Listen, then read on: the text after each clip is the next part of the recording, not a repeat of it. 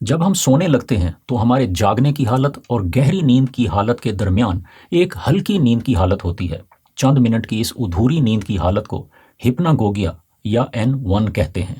کہا جاتا ہے کہ انسانی ذہن میں اچانک سے وارد ہونے والے بڑے بڑے خیالات، نئے انکشافات، پیچیدہ فلسفے اور سائنسی ایجادات کے فارمولے اکثر اسی وقت میں وقوع پذیر ہوتے ہیں، اور یہ وہ وقت ہوتا ہے جب انسانی دماغ کی تخلیقی صلاحیت اپنے عروج پر ہوتی ہے۔ مشہور ہے کہ لائٹ بلب کے موجد تھامس ایڈیسن کو جب کوئی پیچیدہ مسئلہ درپیش ہوتا تو وہ اس کا حل سوچنے کے لیے گہری نیند میں داخل ہونے سے پہلے جاگ کر ہپناگوگیا کی طاقت کا استعمال کرتا۔ تھامس ایڈیسن سونے سے پہلے اپنے دونوں ہاتھوں میں اسٹیل کے بالز تھام لیتا۔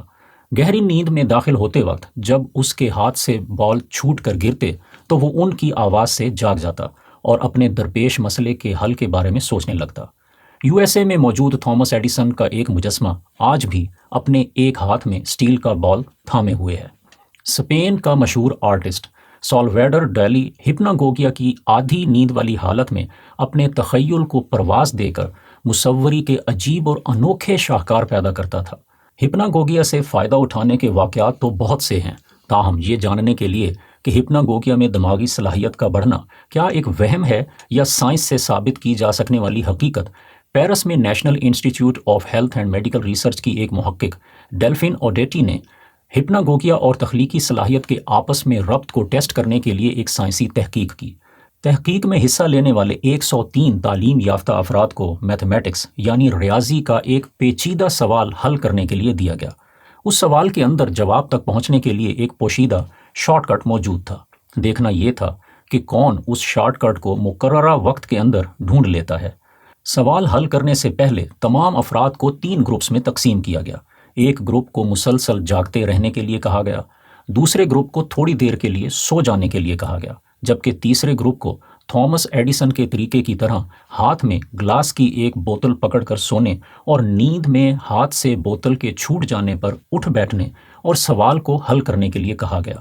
اس تحقیق میں دیکھا گیا کہ جو لوگ سوئے نہیں ان میں سے 31% نے پوشیدہ شارٹ کٹ کو تلاش کیا، اور جن لوگوں نے گہری نیند کرنے کے بعد سوال کو حل کرنا شروع کیا ان میں سے 14% نے حل تلاش کیا، جبکہ وہ لوگ جو ادھوری نیند یعنی ہپناگوگیا میں جاگ کر سوال حل کرنے بیٹھ گئے ان میں سے 83% لوگ سوال کو حل کرنے میں کامیاب ہوئے۔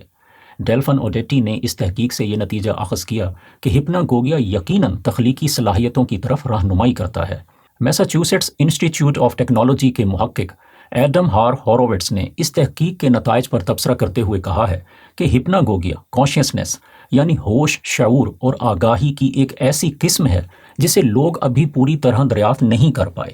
ایڈم ہار ہورووٹس نے ڈورمینو نام کا ہاتھ پر چڑھانے والا ایک آلہ بھی ایجاد کیا ہے جس کی مدد سے ضرورت پڑنے پر ہپناگوگیا میں جاگا جا سکتا ہے۔ انسانی دماغ اللہ تعالیٰ کی قدرت صناعی کا ایک ایسا شاہکار ہے جسے انسان پوری طرح سمجھنے سے قاصر ہے، تاہم موجودہ علم کے مطابق آپ اور میں بھی کوئی اہم فیصلہ کرنے کے لیے یا کسی پیچیدہ مسئلے کا حل تلاش کرنے کے لیے یا اپنی تخلیقی صلاحیت میں اضافہ کرنے کے لیے ہپناگوگیا میں موجود پوشیدہ دماغی قوتوں سے انشاءاللہ فائدہ حاصل کر سکتے ہیں۔ مجھے اپنی دعاؤں میں یاد رکھیں۔ السلام علیکم۔